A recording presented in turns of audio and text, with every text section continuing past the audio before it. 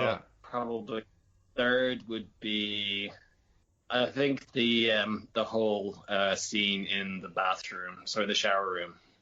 That whole sequence, like where, Michael Biehn and Ed Harris are just like shouting at each other. It's like, you must give that order. I cannot give that order. And they're just like shouting. And then, nobody gives the order to fire.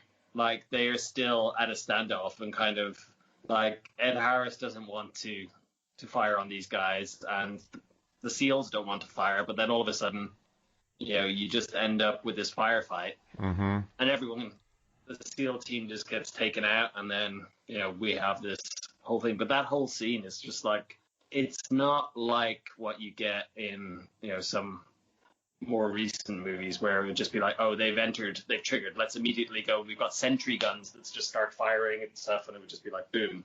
Like it builds.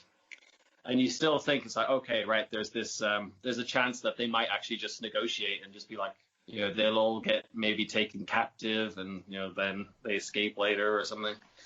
But yeah, I think that whole sequence is just pretty awesome. My number 3 is when the guy gets killed by the air conditioner and his leg is just twitching. Do bodies normally do that? Yeah. Does that happen? Yeah, that happens. Well, would you, I'm taking a bomb apart here. If you just cut me some slack. That's another instance of just Michael Bay, weird, sick, macabre humor of death. But, there's no need for that at all. Like, it serves no other purpose except as like just a visual gag and just a throwaway line. It's just like, oh yeah, dead bodies twitch. Here you go. That makes me happy. So that's my third. What's your second favorite? My second would be the escape from the cells, where like Cage is just there, and it's like, the thing you never told me is like, and it'd be really, really, really useful here, and it's like, how the hell do you get out of the cells? And then all of a sudden his door just swings open and he's just like, trade secret. And it's just like, yes, that is just awesome. Mm-hmm.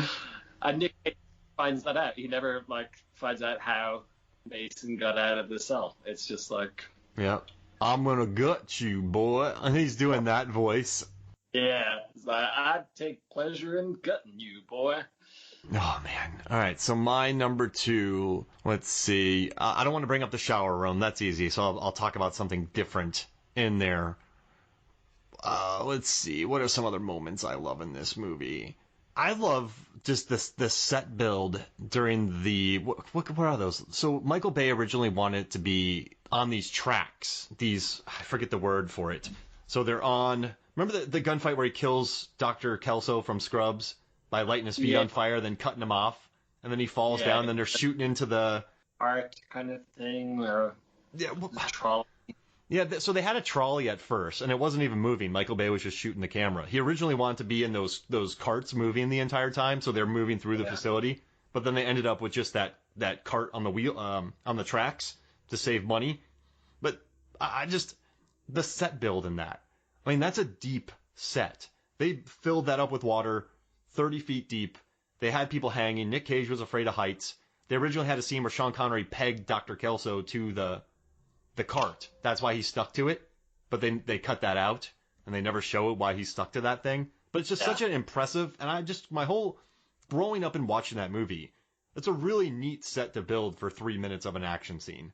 Doesn't make much sense, but I love that Sean Connery has his little flammable, gasoline bottle that he squirts on the guy's feet. Then he lights the match.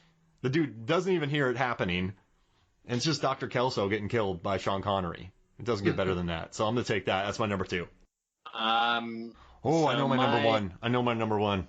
Yeah, I think the one that I would go for as, my favorite piece of this is the scene where Hummel is trying to draw them out. So he's got a hostage and he's got a gun to the guy's head. And then Sean Connery just walks out, cool as anything. And he's like, I'm here now. And then somebody's like, you will address the general as General Sir. And he's like, very well, General Sir. And he's just like so snarky about it. And he's just like, and it seems to me that, since you're a mercenary, you're not really much of a general, sir, or something like that. And it's like brilliant. You're a lunatic. Yeah. And you know that actor that they were going to kill, he was so in character that he kept throwing off Ed Harris.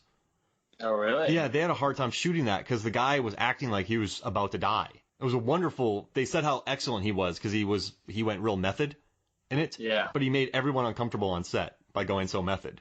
That's crazy. Yeah. All right, so my final thing, I mean, we haven't even talked about how he shoves the green orb into the guy's mouth and then his face melts and then the Rocket Man thing, but I just like the green smoke where Nick Cage goes out with the flares on his knees, the plane flies by, and for some reason the plane drops the missile too. Like, it's too late, so they blow that up, and Nick Cage flies about 70 feet. But this the look of it. And there's a behind-the-scenes featurette about how they did it. This was 96, so special effects weren't really there at the time. But if you watch it again, the plane flying up, the explosion, it looks beautiful. And just the iconic image. I mean, you take one image from The Rock, it might be the flare scene. So that's my favorite right there. Is the green smoke. Yeah, that is a pretty awesome scene. Like, just from you mentioning that song, it comes back to the soundtrack again. I can hear the soundtrack now playing in my head, and I can just picture exactly the thing. And like, it cuts to the guy. It does like a quick pullback to the guy who's got the binoculars, and he's like, "We've got green smoke," and then it goes back to Nick Cage, and he's just there. Yeah, it's wonderful. Yeah, it's just a beautiful scene. But no, I just want to thank you for joining me, man. This was a lot of fun just to research more about the movie, spend a lot more time with it, because I had never researched this film, and now after researching it, I think I like it more, just to hear about the insanity behind the set.